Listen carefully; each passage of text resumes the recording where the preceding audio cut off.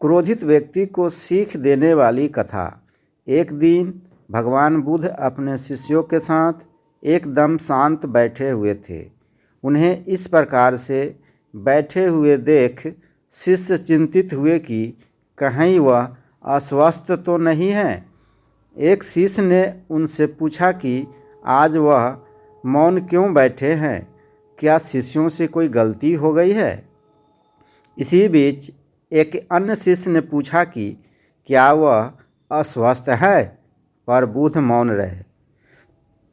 तभी कुछ दूर खड़ा एक व्यक्ति जोर से चिल्लाया, आज मुझे सभा में बैठने की अनुमति क्यों नहीं दी गई है।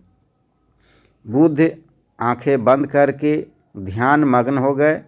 वह व्यक्ति फिर से चिल्लाया, मुझे प्रवेश की अनुमति क्यों नहीं मिली।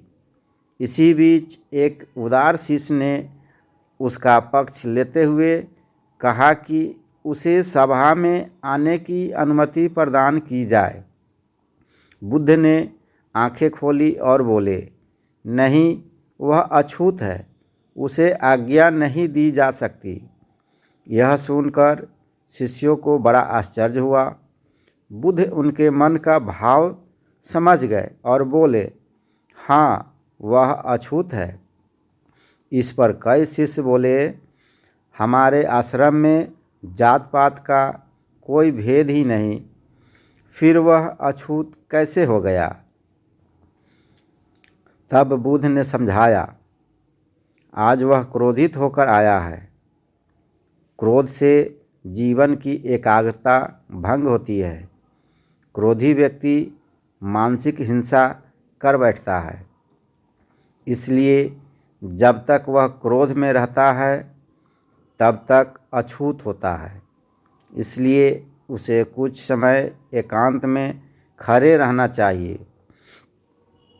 क्रोधित शिष्य भी बुद्ध की बातें सुन रहा था।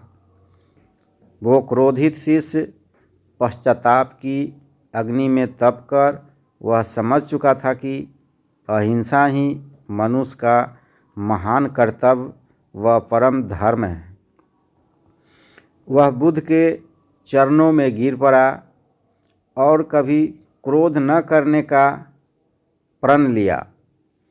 शिक्षा आशय यह है कि क्रोध के कारण व्यक्ति अनर्थ कर बैठता है और पश्चाताप उसे बाद में होता है, जिसका कोई लाभ नहीं मिलता। इसलिए हमें क्रोध नहीं करना चाहिए। असल मायने में क्रोधित व्यक्ति अछूत हो जाता है, तब उसे अकेला छोड़ देना चाहिए। क्रोध करने से तन, मन और धन तीनों की हानि होती है। क्रोध से ज़्यादा हानिकारक कोई और वस्तु नहीं है।